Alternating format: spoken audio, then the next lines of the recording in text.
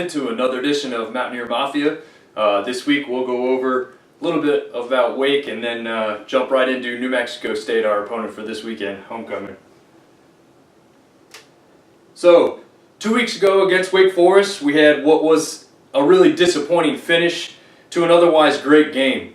It's been dissected enough over the message boards and social media, so we won't go over much more of that.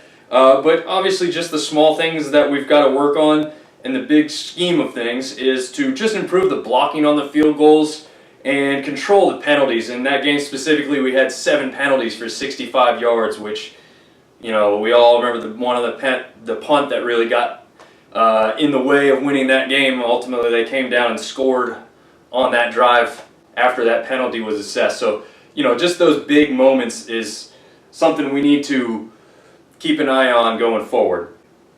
So we will move on this week against New Mexico State as we host them.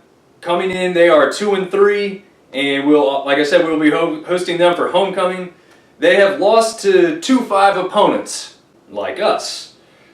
One was close, the other was not, like us. They have a good run defense, like us. And they have played one conference game, like us. But unlike us, they lost that game to Troy. And for those of you that have forgotten, Troy was the one just last week who beat LSU. And they only lost that game, New Mexico State did, to Troy by only 3 points. So I'm not saying LSU is the greatest team this year. It's obviously they are not. They are probably on a down year, especially for a program like themselves. But they're still a good team. They're still a team that we would struggle to beat if I want to be honest with myself, especially to go into Death Valley to get that victory. It's no small feat. So, you know, to have New Mexico State play them close at all, I mean, it tells me that both teams are pretty good coming into this one. I'm not big on the transitive property, but obviously we can assess pretty well at this point of the season that I think New Mexico State is a much tougher opponent than last season. I think we're going to come in refreshed off the little break that we had and healthy probably for the first time really this year. I think we might have gone into the Georgia game a little bit more banged up than we will into this week's game against New Mexico State, so that'll be an interesting factor on this one. We've also had a really close win, and now we've also had a really close loss.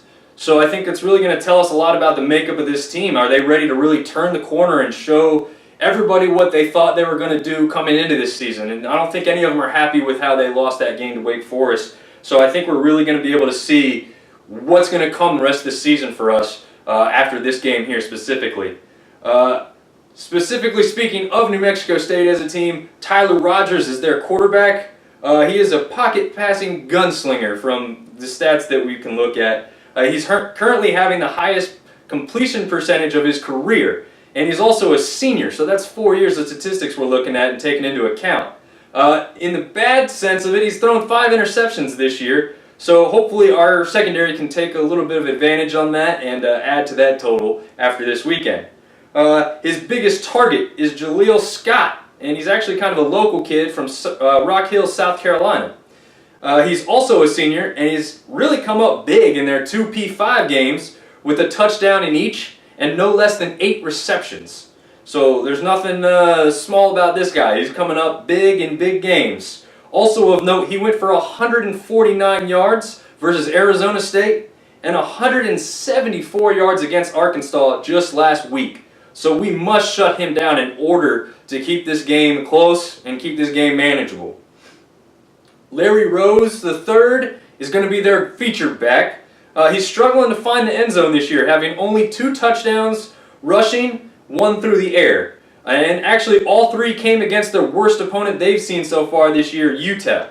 So he's seeing about 14 to 15 carries a game on average. I don't see him getting a ton more than that this weekend, but he's probably going to be about his average, especially with how responsive our run defense has been this year. So I don't see him getting 22 carries this Saturday. I see him getting about his average or maybe just a little less depending on how well we can shut him down.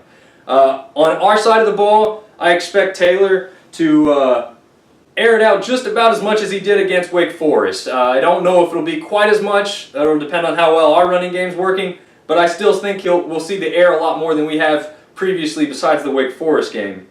Like I said, I think that's mainly because of how solid their run defense is. I don't think they're quite as good as us run defense-wise, but I do think that they've been pretty successful and they've played two decent teams that they've kept under wraps as far as the rushing attack goes.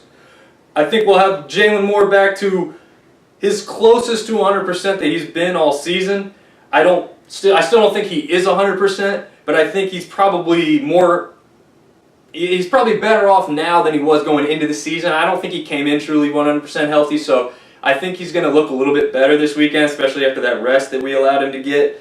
I think we'll see better from him ultimately. And this is also the same team that he did rush 111 yards for and a touchdown against last year on the road. So I think he's going to ultimately, have a good feeling going into this one for himself. I think we continue to see the ball spread around to different receivers, so I don't think ultimately we're going to see one stand out a whole lot more than the other. If I had to go that direction, I'd probably say Hennigan's still going to see the ball a lot. I think he came up huge in the Wake game. If it's me, I'm telling you that he's probably the player of the game. I know Taylor had the stats for the game, but as far as just coming up with that big play, I still think Hennigan probably was our guy. I mean, didn't quite break the punt return all the way out, but he did a really good job, put us in great field position when he did field that one earlier on in the game. Having said all that, this is a team that we did beat 37-7 at their place last season, and that helped us seal up our first conference title that we had a share of. So I think that the rest will help us, and I do think it'll have us have a slow start, though. I mean, these kids at New Mexico State have been in and out of this grind since the beginning of the season. They're going to be more into the pace of the game, I believe, than we will. So I do see us having probably a little bit of a sluggish start to start the game with, but I think we'll come out of that. I think you'll see us come out and start to pull away in the second half because of how fresh we are. I think we might need to get hit a couple times before we really reach that turning point to take this game over. And to be honest, I don't even know if we currently cover the spread, which is 11.5 points. I mean, I could see this being a 2-score game and a difference in the score. I think it could be a 10-point game. It might be 17 points. But I think it's going to be, relatively close. I don't think we're going to blow them out Savannah State style, of course. And I definitely don't think that they're going to run us out of the place like Georgia did. So I think we're going to have one of the better games we've seen so far this season. Maybe not as close as the Wake game, and hopefully not as close as the Wake game. But I do ultimately see us coming out with a victory this weekend. So for those of you who go into the game, enjoy it and go out.